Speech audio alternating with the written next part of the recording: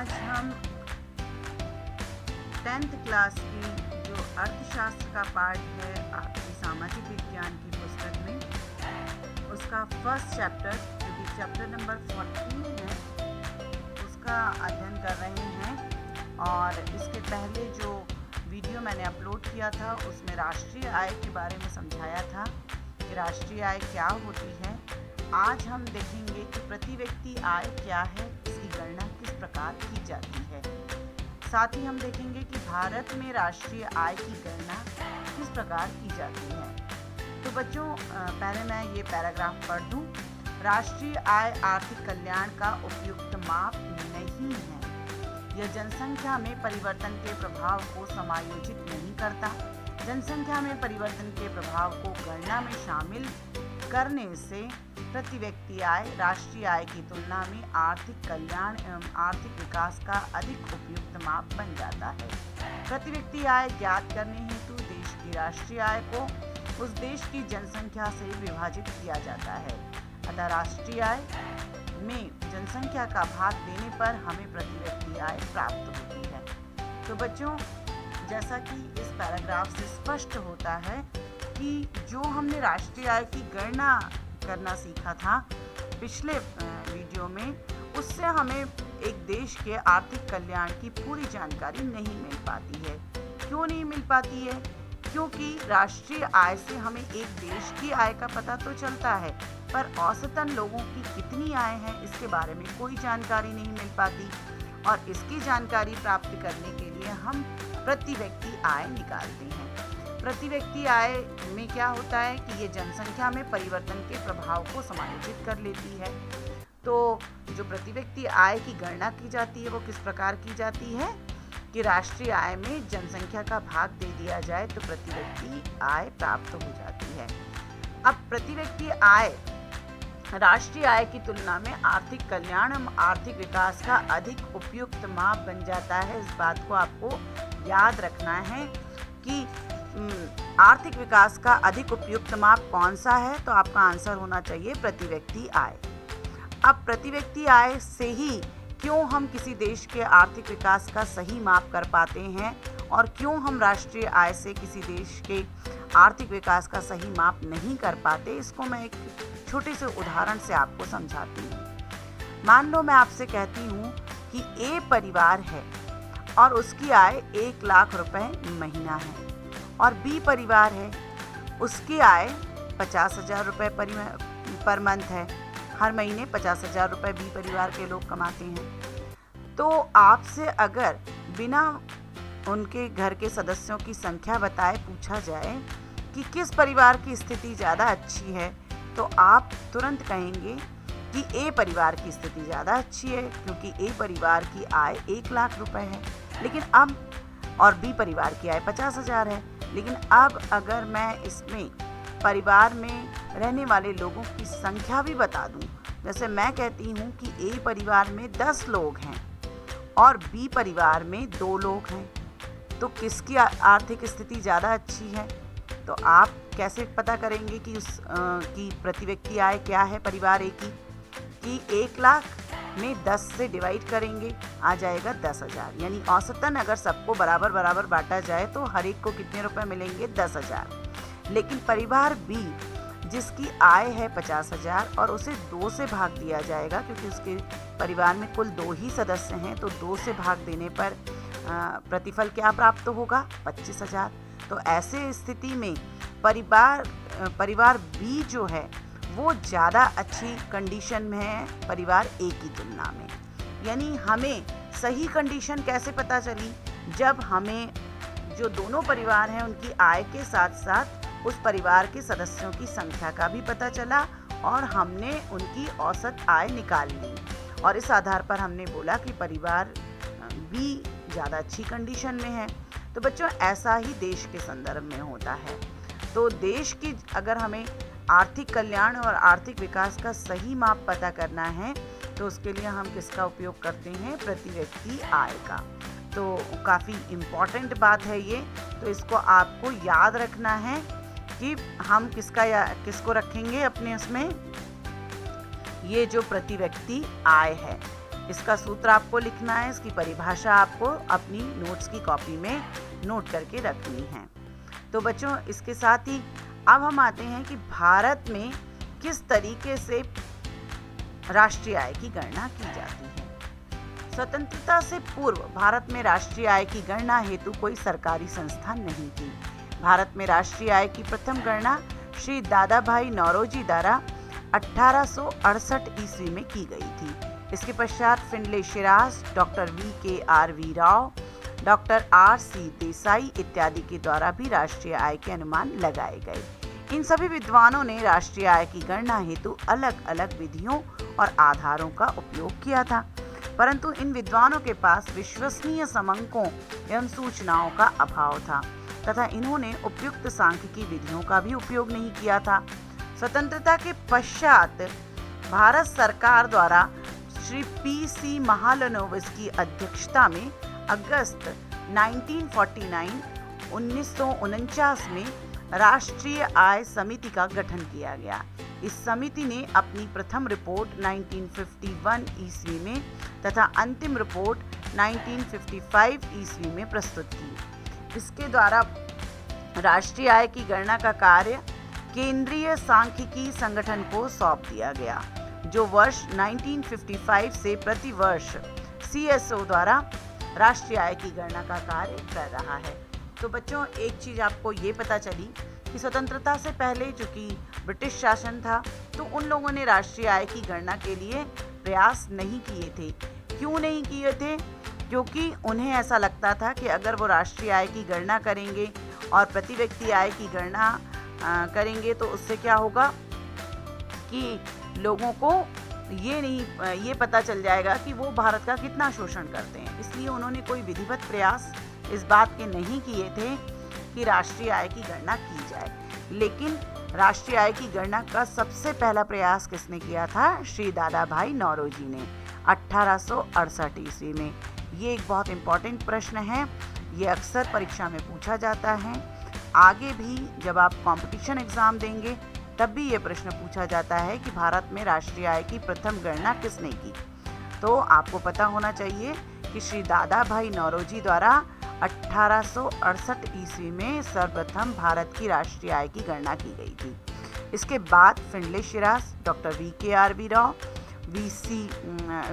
Rao, RC Desai, ये लोग भी थे जिन्होंने राष्ट्रीय आय के अनुमान लगाए थे। अब सबने क्या किया? अलग अलग तरीके से राष्ट्रीय आय के अनुमान लगाए, तो इनके जो परिणाम आए वो अलग अलग थे और इन्होंने कोई सांख्यिकी जो विधियां होती हैं उनका उपयोग भी नहीं किया था। तो इनके जो समंक हैं, समंक मतलब आंकड़े, डेटा, ये बहुत एक्यूरेट नहीं हैं। तो इन विद्वानों के पास विश्वसनीय समंकों एवं सूचनाओं का अभाव था और इन्होंने क्या किया था? उपयुक्त सांख्यिकी विधियों का उपयोग भी नहीं किया था। तो बहुत विश्वसनीय आंकड़े हमें प्राप्त नहीं हो पाए थे इन लोगों की राष्ट्रीय आय की गणना करने से। बस एक मोटा मोटा अनुमान लग पाया था कि भारत की राष्ट्रीय आय कैसी है।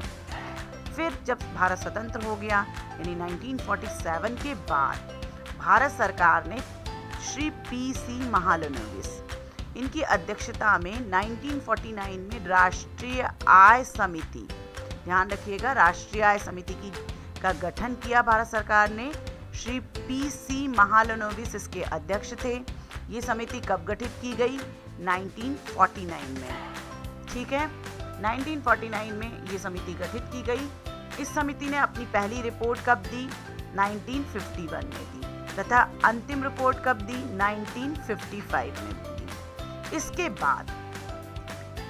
बाद जो राष्ट्रीय आय की गणना का काम था वो केंद्रीय सांख्यिकी संगठन, जिसको हम बोलते हैं सेंट्रल स्टैटिस्टिकल ऑर्गेनाइजेशन CSO, को सौंप दिया गया, जो वर्ष 1955 से प्रति वर्ष क्या कर रहा है? राष्ट्रीय आय की गणना का काम कर रहा है। तो भारत में राष्ट्रीय आय की गणना का काम कौन करता है?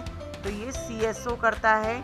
CSO का फुल फॉर्म आपको पता है, ये भी एक क्वेश्चन पूछा जाता है। केंद्रीय सांख्यिकी संगठन हिंदी में और इंग्लिश में है सेंट्रल स्टैटिस्टिकल ऑर्गेनाइजेशन CSO। ये 1955 से क्या कर रहा है? हमारे देश में राष्ट्रीय आय की गणना का काम कर रहा है। तो बच्चों, यहाँ तक की जो बात है आपको उम्मीद है अच्छे से समझ में आ गई होगी। अगला जो हम टॉपिक उठा रहे हैं वो है हमारा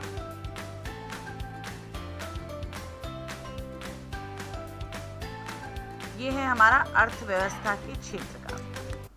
अब अर्थव्यवस्था के क्षेत्र, यूं तो आपने कई बार बहुत से लोगों के मुंह से सुना होगा प्राथमिक, द्वितीयक, तृतीयक क्षेत्र। अब प्राथमिक, द्वितीयक और तृतीयक क्षेत्र होते क्या हैं, कौन कौन से जो कार्य हैं जिन्हें विभिन्न क्षेत्रों में शामिल किया जाता है, इसके बारे में हम आज पढ़ेंगे। आप लोगों को विभिन्न आर्थिक गतिविधियों में कार्यरत पाएंगे। इनमें से कुछ गतिविधियां वस्तुओं का उत्पादन करती हैं एवं कुछ सेवाओं का सृजन करती हैं। ये गतिविधियां हमारे चारों ओर हर समय संपादित होती है। हम इन गतिविधियों को कैसे समझ सकते हैं? इन्हें समझने का तरीका यह है कि कुछ महत्वपूर्ण मानदंडों के आधार पर इन्हें विभिन्न समूहों में वर्गीकृत कर दिया जाए। इन समूहों को अर्थव्यवस्था के क्षेत्र भी कहते हैं। तो बच्चों, आपने अपने रोजमर्रा के जीवन में देखा है कि लोग कुछ ना कुछ काम कर रहे हैं, जिन्हें आपने पहले भी पढ़ा है, आर्थिक गतिविधि और अनार्थिक गतिविधियां, आर्थिक कार्य, आर्थिक क्रियाकलाप और अनार्थिक क्रियाकलाप। तो आर्थिक कार्य कौन से होते हैं? जिनके द्वारा कुछ न कुछ धनार्जन किया जा रहा है, कुछ उत्पादकीय गतिविधियां की जा रही हैं। ये आपने इन्हें क्या माना है? ये हैं आर्थिक गतिविधियां। और अनार्थिक कौन सी होती हैं? जो सेवा के भावना से की जाए, वो देश सेवा के भावना से भी की जा सकती है, लोगों की सेवा के भावना से भी की जा सकती है, या अपनी रिश्तेदारी में कोई किसी को पैसे दे रहा है तो वो अनार्थिक गतिविधि है। हालांकि वहाँ धन का लेन देन हो रहा है लेकिन कोई उत्पादन कार्य नहीं होता, इसलिए हम उसे अनार्थिक गतिविधि कहते हैं। तो बच्चों, यहाँ पर हम बात करते हैं कि लोगों को अपने काम करते हुए देखा है। आपने अपने घर में अपने पेरेंट्स को भी काम पर जाते हुए देखा है। हो सकता है आप में से कुछ की मम्मी भी नौकरी करती हों या कुछ की मम्मी घर पर रहकर कार्य करती हैं। तो वे लोग जो घर के बाहर जा कर के या घर में रहकर भी कोई ऐसा कार्य करते हैं जिससे धनार्जन होता है, तो उसे हम आर्थिक गतिविधि कहते हैं। अब कुछ के पेरेंट्स हो सकता है किसी खेत पर काम करते हों, कुछ के पेरेंट्स हो सकता है किसी फैक्ट्री में जाके काम करते हों, या फिर कुछ एक के पेरेंट्स किसी ऑफिस में जाकर काम करते हैं, या फिर हो सकता है कि कुछ के पेरेंट्स डॉक्टर हों, इंजीनियर हों या टीचर हों। तो अलग अलग बहुत तरह की गतिविधियां, आर्थिक गतिविधियां एक अर्थव्यवस्था में होती हैं। तो इनको कुछ महत्वपूर्ण मानदंडों के आधार पर विभिन्न समूहों में वर्गीकृत किया गया है। अब इन समूहों को अर्थव्यवस्था के क्षेत्र कहते हैं। तो आपको ये पता होनी चाहिए कि ये समूह कौन कौन से हैं। तो सबसे पहले आता है प्राथमिक क्षेत्र। अर्थव्यवस्था के 3 क्षेत्र हैं, प्राथमिक क्षेत्र या कृषि क्षेत्र, दूसरा है हमारा द्वितीयक क्षेत्र या विनिर्माण क्षेत्र, तीसरा है हमारा तृतीयक क्षेत्र या सेवा क्षेत्र। तो आइए सबसे पहले जानते हैं हम प्राथमिक क्षेत्र के बारे में। प्राथमिक क्षेत्र में उन गतिविधियों को सम्मिलित किया जाता है जिनमें प्राकृतिक संसाधनों को प्रत्यक्ष रूप से उपयोग में लेकर उत्पादन किया जाता है। प्राकृतिक संसाधनों के प्रत्यक्ष उपयोग पर आधारित अनेक गतिविधियां होती हैं, जैसे कपास की खेती, यह एक मौसमी फसल है। कपास के पौधों की वृद्धि के लिए हम मुख्यतः प्राकृतिक कारकों जैसे वर्षा, सूर्य का प्रकाश और जलवायु पर निर्भर हैं। अतः कपास एक प्राकृतिक उत्पाद है। इसी प्रकार डेयरी, खनन इत्यादि भी प्राकृतिक उत्पादों का संसाधनों का उपयोग करके किसी वस्तु का उत्पादन करते हैं, इसलिए इन्हें भी प्राथमिक क्षेत्र की गतिविधि कहा जाता है। प्राथमिक क्षेत्र को कृषि एवं सहायक क्षेत्र भी कहा जाता है। तो बच्चों, प्राथमिक क्षेत्र में आपको एक बात पता चली कि प्राथमिक क्षेत्र कौन सा क्षेत्र है।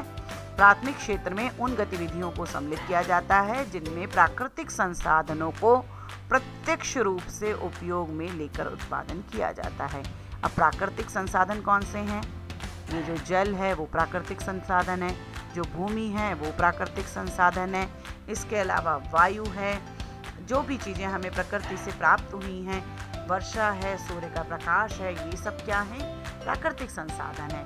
इनके प्रयोग के द्वारा अगर हम कुछ वस्तुएं उत्पादित कर रहे हैं तो वो क्षेत्र किस में जाएगा? प्राथमिक क्षेत्र में जाएंगी। वो सभी गतिविधियां किस में शामिल की जाएंगी? प्राथमिक क्षेत्र में।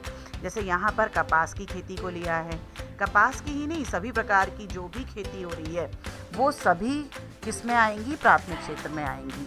इसी प्रकार से हम अगर जो खनन का काम करते हैं, जो कि खदानों से सामान निकाला जाता है, जैसा कि आप जानते हैं खनिज पदार्थ निकाले जाते हैं, तो वो भी किस में आएगा? प्राथमिक क्षेत्र में आएगा। इसी प्रकार से डेयरी आप जानते हैं, जिसमें क्या होता है? दूध का जो व्यवसाय करने वाले लोग हैं वो क्या करते हैं? जो गाय भैंस या बकरी आदि हैं उनके दूध को निकालते हैं और बाज़ारों में बेचते हैं। तो दूध निकालने की क्रिया किस में आती है? डेयरी वाला जो क्षेत्र है वो किस में आता है? प्राथमिक क्षेत्र में आता है। इसी प्रकार से मुर्गी पालन है, सुअर पालन है, या फिर कुक्कुट पालन, जिसको मुर्गी पालन को ही कुक्कुट पालन कहते हैं। इसके अलावा आपका मत्स्य पालन है। ये सभी कुछ किस में जाते हैं? प्राथमिक क्षेत्र में जाते हैं। क्यों जाते हैं इसका कारण आपको पता चल चुका है, क्योंकि इनके उत्पादन के लिए, इनसे जो कुछ भी उत्पादन होता है उसके लिए किसकी ज़रूरत होती है? प्राकृतिक कारकों की ज़रूरत होती है। तो इसमें जो कुछ भी उत्पादन होता है वो किस में जाता है? प्राथमिक क्षेत्र में जाता है। तो प्राथमिक क्षेत्र को हम क्या कहते हैं? कृषि एवं सहायक क्षेत्र। कृषि का मतलब तो आप जानते ही हैं, कृषि यानी खेती जो होती है। सहायक क्षेत्र में ये सारी आती हैं, डेयरी, खनन, इसके अलावा कुक्कुट पालन या फिर सुअर पालन या फिर मत्स्य पालन, जो भी हैं ये सब किस में आते हैं? सहायक क्षेत्र में आते हैं। और इन सब को मिलाकर के क्या बनता है? प्राथमिक क्षेत्र। तो आप एक फ्लो चार्ट बनाएंगे और जिसमें प्राथमिक क्षेत्र, द्वितीयक क्षेत्र और तृतीयक क्षेत्र, इनके अलग अलग जो हेडिंग डाल करके इनके बारे में बताएंगे कि इसमें कौन कौन सी गतिविधियों को शामिल किया जाता है। अब हम आते हैं द्वितीयक क्षेत्र पर। द्वितीयक क्षेत्र की गतिविधियों के अंतर्गत उत्पादों को विनिर्माण प्रणाली द्वारा अन्य रूपों में परिवर्तित किया जाता है।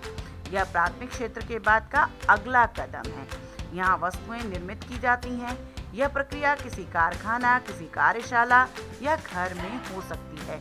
जैसे कपास के पौधे से प्राप्त रेशे का उपयोग कर हम सूत काटते हैं और कपड़ा बुनते हैं। गन्ने को कच्चे माल के रूप में उपयोग कर हम चीनी और गुड़ तैयार करते हैं। मिट्टी से हम ईंटें बनाते हैं और ईंटों से हम घर और भवनों का निर्माण करते हैं। चूंकि यह क्षेत्र क्रमशः संवर्धित विभिन्न प्रकार के उद्योगों से जुड़ा हुआ है, इसलिए इसे औद्योगिक क्षेत्र भी कहा जाता है। तो एक बात आपको इस रीडिंग में समझ में आई कि जो द्वितीयक क्षेत्र है वही औद्योगिक क्षेत्र भी कहलाता है। अब यहाँ पर काम क्या हो रहा है? प्राथमिक क्षेत्र से जो वस्तुएं हमने प्राप्त कर ली हैं उन्हीं का हम क्या कर रहे हैं? विनिर्माण कर रहे हैं। विनिर्माण का मतलब क्या हुआ? उन्हीं से कुछ और चीज बना देना। जैसे हमें प्राथमिक क्षेत्र से कपास प्राप्त हो गई, उस कपास का प्रयोग करके हमने क्या बनाया? सूत बनाया और कपड़ा बुना। तो ये काम क्या है? द्वितीयक क्षेत्र में किया जाता है। इसी प्रकार से गन्ना हमें प्राप्त होता है प्राथमिक क्षेत्र से, क्योंकि कृषि से प्राप्त हुआ है। फिर उस गन्ने से हमने क्या बनाया? गुड़ बनाया या फिर चीनी बनाई। तो ये किस में चला गया? द्वितीयक क्षेत्र में। गुड़ बनाना और चीनी बनाना द्वितीयक क्षेत्र में चला जाएगा। इसी प्रकार से मिट्टी से हमने ईंटें बनाई और ईंटों से जब घर का या भवन का निर्माण किया, तो ये क्या हो जाएगा? विनिर्माण क्षेत्र या फिर औद्योगिक क्षेत्र या द्वितीयक क्षेत्र में गिना जाएगा। तो ये चीज आपको समझ में आ गई कि द्वितीयक क्षेत्र में डायरेक्ट प्राकृतिक कारकों से कुछ भी नहीं बनाया जाता, बल्कि प्राकृतिक कारकों से बनी हुई चीजों का उपयोग करके उनका रूप परिवर्तन किया जाता है। तो ये उम्मीद है आपको द्वितीयक क्षेत्र का कार्य समझ में आ गया होगा कि द्वितीयक क्षेत्र में किन क्रियाकलापों को शामिल किया जाता है।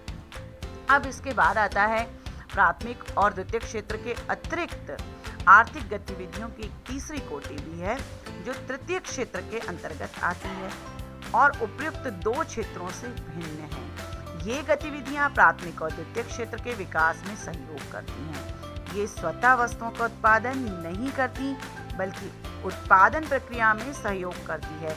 जैसे प्राथमिक और द्वितीयक क्षेत्र द्वारा उत्पादित वस्तुओं को थोक एवं खुदरा विक्रेताओं को बेचने के लिए ट्रकों और रेलगाड़ियों द्वारा परिवहन की आवश्यकता पड़ती है। कभी कभी वस्तुओं को का गोदामों में भंडारण करने की आवश्यकता होती है। हमें उत्पादन और व्यापार में सहूलियत के लिए टेलीफोन पर वार्तालाप करने, पत्राचार, संवाद करने या बैंकों से कर्ज लेने की भी आवश्यकता होती है। परिवहन, भंडारण, संचार, बैंक सेवाएं और व्यापार तृतीय क्षेत्र की गतिविधियों के कुछ उदाहरण हैं। चूंकि ये गतिविधियां वस्तुओं के बजाय सेवाओं का सृजन करती हैं, इसलिए तृतीय क्षेत्र को सेवा क्षेत्र भी कहा जाता है। तो बच्चों, प्राथमिक और द्वितीय क्षेत्र आपको अच्छे से समझ में आ गए। अब आता है तृतीय क्षेत्र। अब तृतीय क्षेत्र, हालांकि ये अर्थव्यवस्था का क्षेत्र है और यहाँ पर हमको ऐसा लगता है कि यहाँ भी कुछ उत्पादन किया जाता होगा, लेकिन ध्यान रखिएगा, यहाँ पर जो भौतिक वस्तुएं हैं उनका उत्पादन नहीं किया जाता, बल्कि यहाँ पर सेवाओं का सृजन किया जाता है। अब जैसे कि हमने कपास खेत में उगाया, तब तक वो प्राथमिक क्षेत्र हुआ। फिर इसके बाद हमने उससे क्या बनाया, कॉटन का कोई कपड़ा बना लिया, ये क्या हो गया, विनिर्माण क्षेत्र या द्वितीय क्षेत्र हो गया। अब इसे बाजार में बेचा जाएगा, तो ये किस में जाएगा, बाजार या व्यापार किस में आता है, तृतीय क्षेत्र में आता है। इस तो डायरेक्ट इसका कोई रोल नहीं है उत्पादन में, लेकिन ये उत्पादन वृद्धि में सहायक होता है। अच्छा बाजार मिलेगा तो उत्पादक को लाभ होता है, तो ऐसे में वो क्या करेगा, ज़्यादा उत्पादन करना चाहेगा, यानी उत्पादन वृद्धि में सहायक है ना तृतीय क्षेत्र। इसी प्रकार से हम बात करें कि सामानों को बाजार तक ले जाने के लिए किसकी ज़रूरत पड़ेगी, सड़कों की ज़रूरत पड़ेगी, परिवहन के साधनों की ज़रूरत पड़ेगी। तो जो परिवहन है वो किस में जाता है, परिवहन एक सेवा है। अब ये मत कहिएगा कि सेवा का मतलब इसके बदले में कुछ पैसा नहीं मिल रहा है, नहीं, ये जो हमारा तृतीय क्षेत्र है जिसको हम सेवा क्षेत्र कहते हैं, उसमें सर्विसेज शामिल की गई हैं जिनके बदले में आप पैसा देते हैं या जो सेवा प्रदाता होता है उसको पैसा मिलता है। ये सामाजिक सेवा नहीं है जो बिना किसी लाभ की आशा के की जाए। तो यहाँ पर ये बात आपको क्लियर हो गई। इसी तरीके से इसका मतलब ट्रक और रेलगाड़ियों द्वारा जो परिवहन किया गया वो किस में जाता है, तृतीय क्षेत्र में जाता है। फिर वस्तुओं को कई बार क्या करना पड़ता है, गोदामों में भंडारण करने की आवश्यकता होती है। बहुत ज़्यादा उत्पादन हो गया है तो कहाँ से सुरक्षित रखा जाएगा, भंडार गृहों में। तो ये भंडार गृह की सेवा भी किसमें शामिल होगी, तृतीय क्षेत्र में। इसी प्रकार से क्या होता है कि हमने उत्पादन किया और व्यापार की बात करनी है, व्यापारी हमारा कहीं दूर रहता है, तो हम उससे किससे बात करेंगे, टेलीफोन से बात करेंगे या फिर हम उसे पत्र लिखेंगे, मेल भेजेंगे। तो ये सब चीज़ें क्या हुई, ये जो हमें सेवाएं प्राप्त हुई हैं ये भी किस में जाएंगी, तृतीय क्षेत्र में। अब आपने एक चीज़ और देखी होगी, कई बार किसान को क्या करना पड़ता है, जो अपनी खेती करना चाहता है उसको कई बार बैंक से कर्ज लेने की आवश्यकता भी पड़ती है, क्योंकि उसके पास पर्याप्त धन नहीं होता। तो ऐसे में अगर बैंक कर्ज नहीं देता तो क्या किसान उत्पादन कर सकता था, नहीं कर सकता था। तो ऐसे में बैंक ने भी उसको जो सेवा दी है कृषक को या उत्पादक को, तो उसकी भी सेवा को हम किस में गिनते हैं, तृतीय क्षेत्र में ही गिनते हैं। इसी प्रकार से डॉक्टर की सेवा, इसी प्रकार से वकील की सेवाएं या शिक्षक की सेवाएं, ये सभी तृतीय क्षेत्र में आती हैं।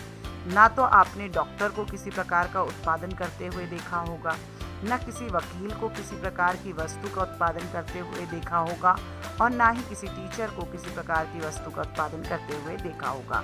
लेकिन निश्चित रूप से ये तीनों ही उत्पादन वृद्धि में सहायक होती हैं, क्योंकि इनकी सेवाओं के कारण, जैसे अगर हम बात करें डॉक्टर की, तो डॉक्टर की सेवा के कारण लोग स्वस्थ होते हैं।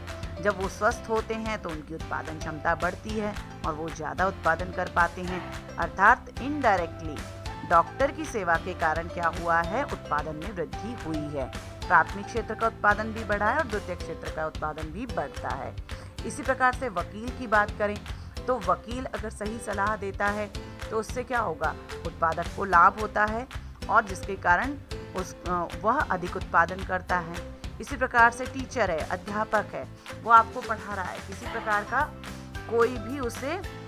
उसने कोई वस्तु का उत्पादन नहीं किया है, लेकिन उसने आपको पढ़ाया, तो भविष्य में आप क्या बनेंगे, आप मानव पूंजी में परिवर्तित हो जाएंगे और आने वाले समय में एक अच्छी खासी सैलरी प्राप्त करेंगे, धनार्जन कर सकेंगे, अर्थात देश के उत्पादन में अपना योगदान देंगे। तो इस प्रकार से शिक्षक की सेवा भी उत्पादन वृद्धि में इनडायरेक्टली सहायक होती है। तो ये सारी सेवाओं को हम किस में रखते हैं? तृतीय क्षेत्र में रखते हैं। क्योंकि इसमें सेवाओं को, इसमें वस्तुओं के बजाय सेवाओं का सृजन होता है, इसलिए इसे हम क्या कहते हैं? सेवा क्षेत्र भी कहते हैं। तो बच्चों ये बात आपको समझ में आ गई है। अब यहाँ पर देखिए आगे लिखा है, सेवा क्षेत्र में कुछ ऐसी अपरिहार्य सेवाएं भी हैं जो प्रत्यक्ष रूप से वस्तुओं के उत्पादन में सहायता नहीं करती। इनमें शिक्षक, चिकित्सक, धोबी, नाई, मोची, वकील, प्रशासनिक एवं लेखा कार्य करने वालों की सेवाएं सम्मिलित की जाती हैं। वर्तमान समय में सूचना प्रौद्योगिकी पर आधारित कुछ नवीन सेवाएं इंटरनेट कैफे, एटीएम बूथ, ई कियोस्कर, कॉल सेंटर, सॉफ्टवेयर कंपनी इत्यादि की सेवाएं भी महत्वपूर्ण हो गई हैं। आजकल ये नई जो कि सूचना प्रौद्योगिकी है, आजकल आप बहुत सारी सूचनाएं किसके माध्यम से प्राप्त करते हैं?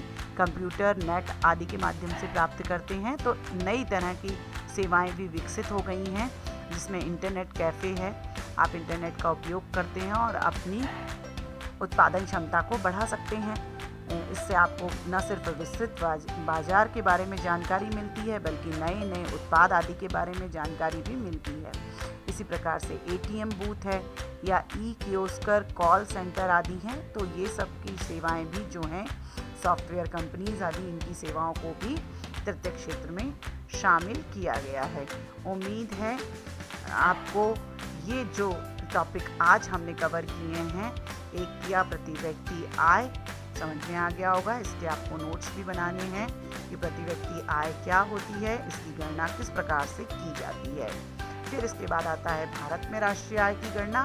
तो इसमें क्वेश्चन बनता है, भारत में राष्ट्रीय आय की सर्वप्रथम गणना किसने की थी और कब की थी? तो आपको इसका उत्तर लिखना है। इसके पश्चात आपको ये भी बताना है कि वे कौन कौन से अर्थशास्त्री थे जिन्होंने राष्ट्रीय आय के अनुमान लगाए थे। तो उसमें आपको इनका नाम लिखना है, फिंडले शिराज का, डॉक्टर VKRV रॉय का, डॉक्टर RC देसाई आदि का। इसके बाद आपका अगला क्वेश्चन बनता है कि किसकी अध्यक्षता में राष्ट्रीय आय समिति का गठन किया गया था? इस समिति का गठन कब किया गया था? तो श्री PC महालनोबिस की अध्यक्षता में अगस्त 1949 में राष्ट्रीय आय समिति का गठन किया गया था। एक इम्पॉर्टेंट क्वेश्चन है ये।